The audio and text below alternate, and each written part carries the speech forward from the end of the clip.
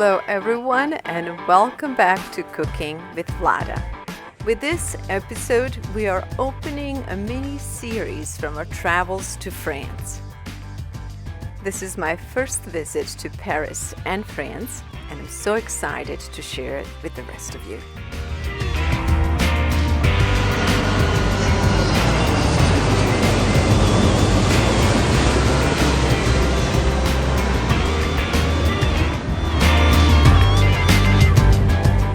It's amazing what some of us are willing to do for good food.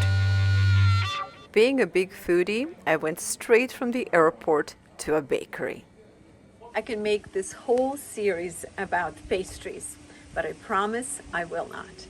Coming from a town where most bakeries are within a grocery stores and usually serving all same or similar desserts, it was overwhelming to walk in a bakery and see such an amazing assortment of homemade desserts.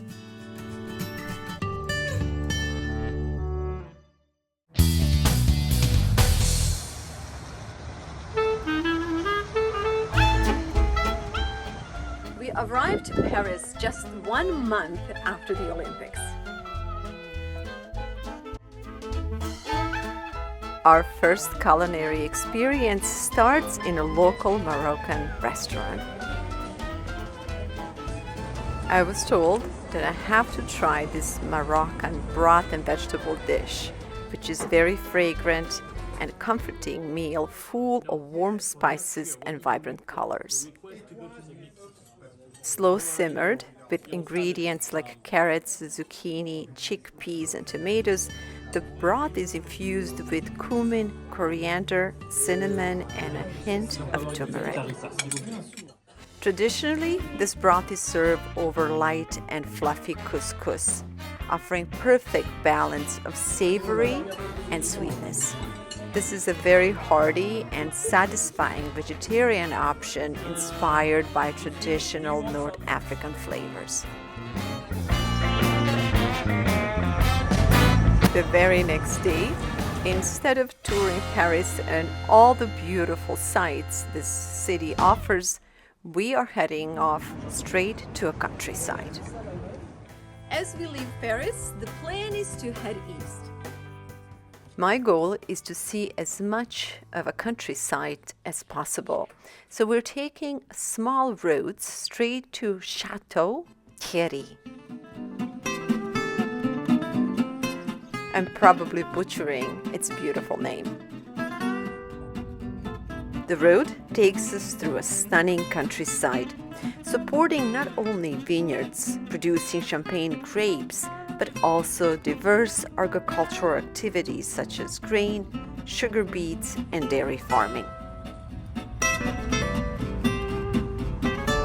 Fields of sunflowers led us through some small villages.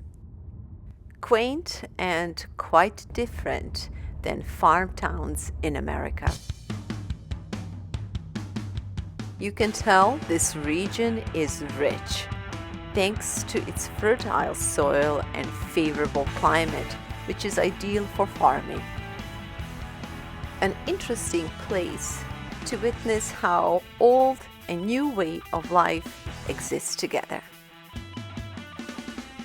If you take main freeways, you can be here within an hour, but since we have taken side roads, it's taken us a bit longer. However, we are finally here. Chateau-Thierry is a historic town in northern France, nestled along the Marne River. It has a rich tapestry of historical significance, from medieval heritage to pivotal battles in world history. The Chateau-Thierry fortress, perched on a hill overlooking Marne River, is the town's namesake and one of its oldest landmarks. Although today it lies in partial ruins, this hilltop stronghold has witnessed centuries of regional conflict, political shifts, and strategic importance. The earliest fortifications of the site are believed to date back to the 9th or 10th century, a time marked by invasions and political instability following the fall of the Roman Empire. By the 12th century, the fortress has been significantly expanded in stone, typical of a high medieval castle design. The fortress features thick defensive walls, watchtowers, and keep, all strategically designed to control access to Marne Valley and monitor potential invasions.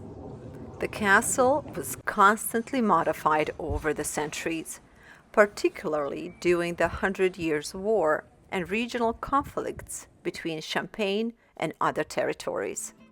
During the 17th century, under Louis XIV, many medieval fortresses were decommissioned or dismantled as part of a centralizing of power, and Chateau-Thierry's fortress gradually fell into the disrepair.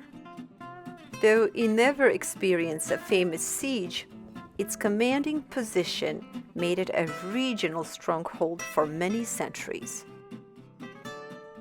Today's site offers panoramic views of the Marne River and town below, making it a popular stop for history lovers and photographers alike. During the summer months, the fortress is often used for cultural events and medieval reenactments. As you can see, most of the fortress is now in ruins. However, parts of the walls and towers are still standing and are open to visitors. Informational panels around the site are here to guide visitors to the fortress's history and architecture.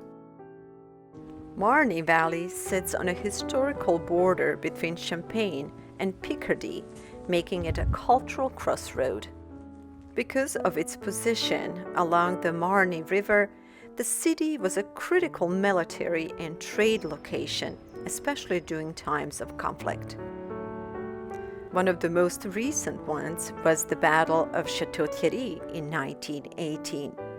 This was a turning point where American troops under General John J. Pershing helped halt the German advance during the Second Battle of the Marne. And while exploring this beautiful fortress, I ran into a most unexpected surprise. My favorite spot within the ruins of the medieval fortress is the castle garden. A thoroughly restored medieval-inspired garden.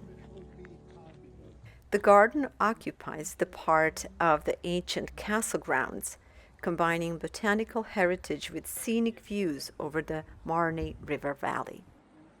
This beautiful garden is not only a pleasant stop for tourists, but also a project rooted in educational, ecological, and historical values. While there's no surviving documentation of the original medieval garden, historical records suggest that medieval castles typically included functional gardens for herbs, vegetables, and medicinal plants used by both the nobility and castle staff. I was particularly interested in this unusual beehive. It has an extended chimney-like feature which I have never seen before. Wherever and whenever I see the bees, they always bring me so much joy. These made me think of my bees and my fig tree at home. In 2003, the town of Chateau-Thierry undertook an initiative to recreate a garden, both as a tribute to the site's past and as a community and educational space.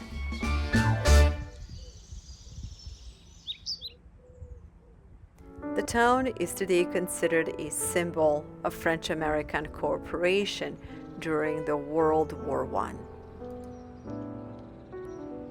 Located nearby is American Cemetery, a solemn site holding graves of over 2,000 American soldiers who died in the area during that time. We are leaving the fortress and heading to the town's plaza for a quick lunch. Town Hall. One thing I can say about France is that finding good restaurants and good food is not hard at all. After taking a quick walk, we have settled on one of the restaurants where I learned a very neat trick. Serving creamy pasta with a raw egg yolk. Why didn't I ever think of this? And after trying this dish at the Chateau-Thierry, I came home inspired to try to recreate it in my own way. So let's get to it. This should not be too difficult, and after all, I've been watching my mom make pasta my whole life. First, I need to get some fresh eggs from my chicken coop. I'm excited to dive into a timeless art of making pasta by hand. A tradition that's only recently begun to fade in our era of convenience and commercial food production. Yet, pasta making is so simple, fun, and deeply rewarding. Did you know that to make a pasta, you just need some eggs, flour, and salt? Growing up, I cherished watching my mom transform our backyard into a pasta haven during her pasta making sprees. It was beautiful to watch her rolling, cutting, and shaping dough with love. While this might look just like a pasta making, to me it's more. And I'm very passionate about bringing it back and bringing that sense of community and family and connection through dusted laughter, sunlight tables, and soothing rhythm of tradition. Reintroducing handcrafted cooking and baking, not just for the healthier meals, but for preserving these vital skills, help us reconnect with the heritage and infuse intention into our modern lives. Many will argue that they lack time for such endeavors, but consider this. The average person in the US spends over 7 hours per day on screens.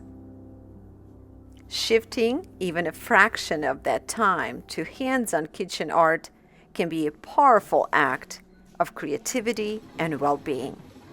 I'm confident that if you would start making your own pasta or start cooking more, you would realize how much fun this is and you would never give it up.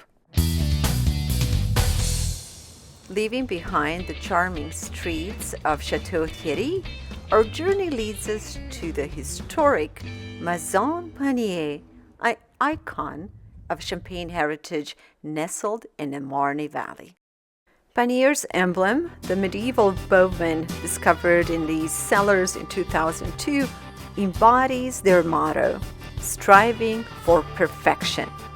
It's a symbol of balance, precision, and unwavering quality. Founded in 1899 by Louis Panier, the house relocated here in 1937, uncovering medieval chalk quarry originally carved in the 12th century. These massive cellars, 2.5 kilometers long and 30 meters deep, create the perfect naturally cool environment for aging wine. Part of a cellar today serves as a museum featuring old ways of making and preserving wine. Visitors can immerse themselves in Champagne culture through educational experiences like tours and tastings in a medieval cellar. I never realized there was so much to know about champagne making, and our tour was fun, but most of all, it was very educational. Sourcing grapes from over 70 acres, Panier is the largest champagne house in the Western Marne, managing a blend of Pinot Noir, Meunier, and Chardonnay. As we emerge back into the light, glasses in our hands, the story of Panier comes alive. It's a blend of centuries-old craftsmanship and modern excellence, where history and tradition meet in every delicious sip. Now, let's go back to our cooking. So we're gonna make this super simple, so all the rest of you can try to make it as well. One of the main reasons why French food is so good is because of the quality of the ingredients they use. I would really love to see more of that here in America. You just saw me pick up a fresh egg and some fresh oregano. I'm also using one young garlic. We have a good homemade pasta I made the other day. So this is an egg pasta. We have some cream, mushrooms. Instead of pancetta, I'm gonna use the bacon ends. And I'm gonna alter the recipe just a little bit by adding baby arugula. Get the fire on for pasta. And then we're gonna start making the sauce. I often buy these bacon ends because they are inexpensive compared to pancetta, and they're just as good, if not better. So if you do that, chances are that you're not going to use it all at once. So just pre-cut the portions and you can wrap them up and freeze them. Or you can just freeze the whole thing and just cut as much as you want every time you need pancetta. Before I start cooking, I want to apologize in advance about my nails because I was gardening all day yesterday and there was no time to get my hands all taken care of. And in reality, I kind of prefer that you guys see me the way I am because real life, it does not take pretty nails. So if you are gonna live naturally and healthy, and if you're gonna do something with your life, you know, you gotta get your hands in it. So we're just gonna pre-cut this into small pieces, and then we're gonna cook it until we get a bacon bits. Now that goes in. While bacon is cooking, we're gonna do our garlic. The garlic, you can add as much as you want. I love garlic, but garlic does not love me back. Okay, I'm gonna add some of this green part as well.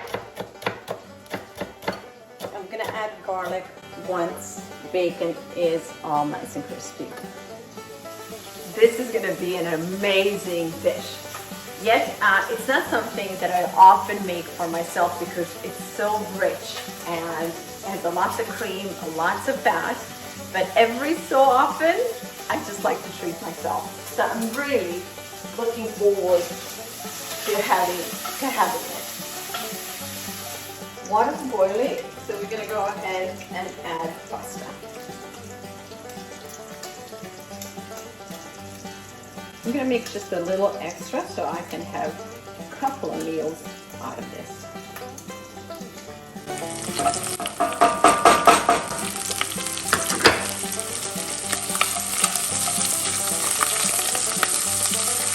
Look how beautiful this pasta is. It's full of homegrown eggs and a good organic flour. And the best part is it was not hard to make it at all. So let's add mushrooms now.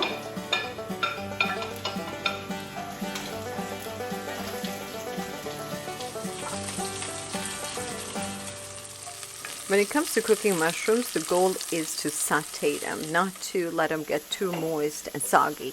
So you want to make sure that as you cook them, that you turn them around and you let the moisture evaporate so the mushrooms turn golden brown. As always, salt and pepper is for your taste. Let's see how I'm doing the pasta.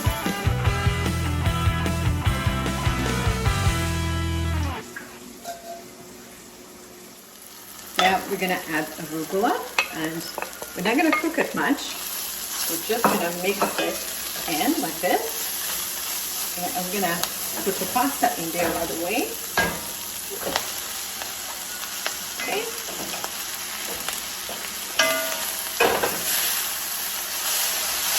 And all that's left is adding cream. Let's add cream now. Oh yeah, baby. Cholesterol all the way. I'm glad my doctor can see me right now. we're gonna add it all, right? Now, another thing that I would do, and I'm gonna check quickly in my fridge if I have it, I would just add a touch of a white wine. Unfortunately, I don't have the bottle of the white wine open, so we're gonna go without the wine. Now, when it comes to cream, you can go ahead and add more if you want, but I think I'm good with what I got. I'm gonna turn the fire off, let this sit for 5 minutes, or maybe even less, 3 to 4 minutes before I plate it.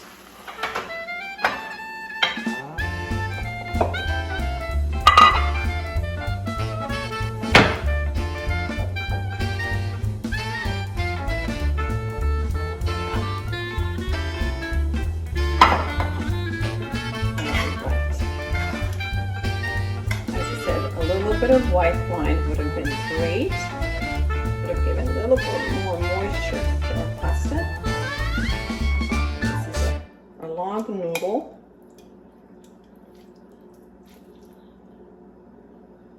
Okay.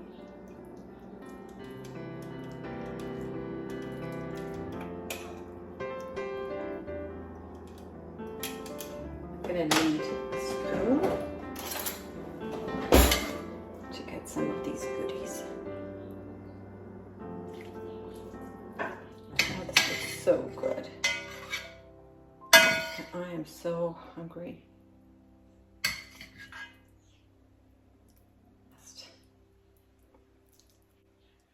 I'm going to use a little bit of lemon zest. Okay. I have these two beautiful pieces of oregano and a little bit of lemon zest because I like it. And then here is a fresh egg. Eggs are super small because my chickens are itty bitty, but egg is an egg, right?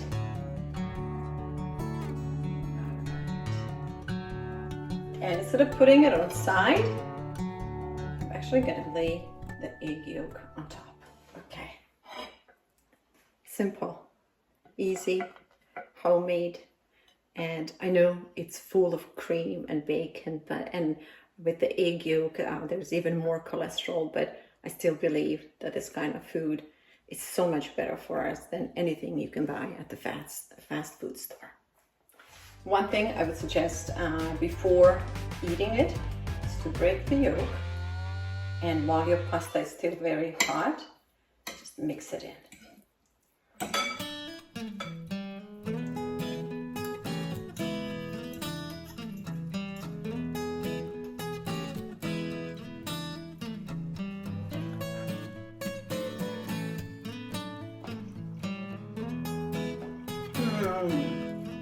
Oh wow. Here's the last touch.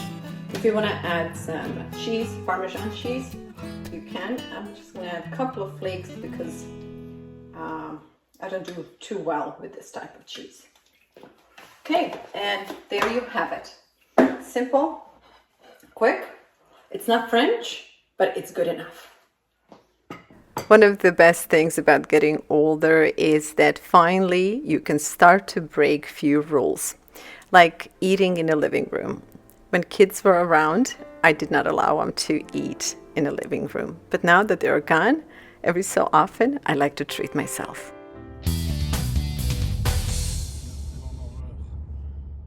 As we wrap up today's journey through the sparkling beauty of the Champagne region, we hope you have enjoyed discovering the stories behind the bubbles and the passion poured into every bottle and every bite.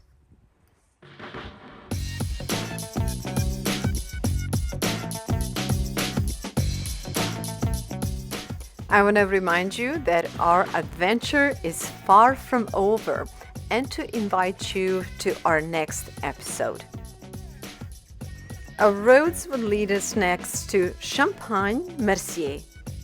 This is one of the most iconic champagne houses in the region. Besides exceptional champagne, the state features over 18 kilometers of underground cellars, famously toured by train, and it showcases a giant wine barrel built for the 1889 Paris World Fair.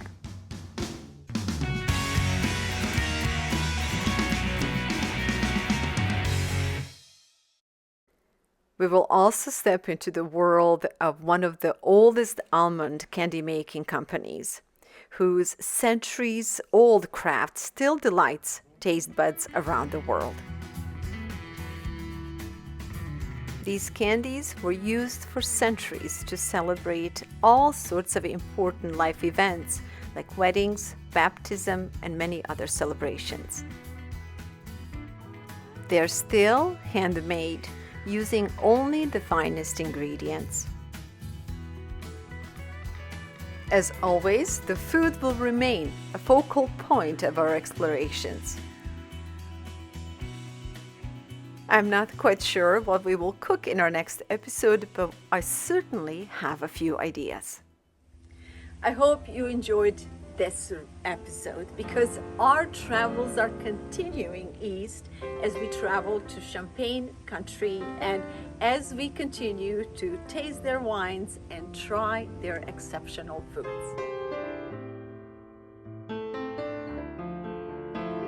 Thank you so much for spending time with me. I will see you in the next episode and on our next adventure. My name is VLADA'S, and I am a founder and a CEO of a charitable organization called VLADA'S Seeds of Life. One of the main goals and main programs of my charity is providing our public access television stations with the positive, inspiring, and informative content like this program is. For more information on my charity called VLADA'S Seeds of Life and on this program, please visit us at VLADA'S.com.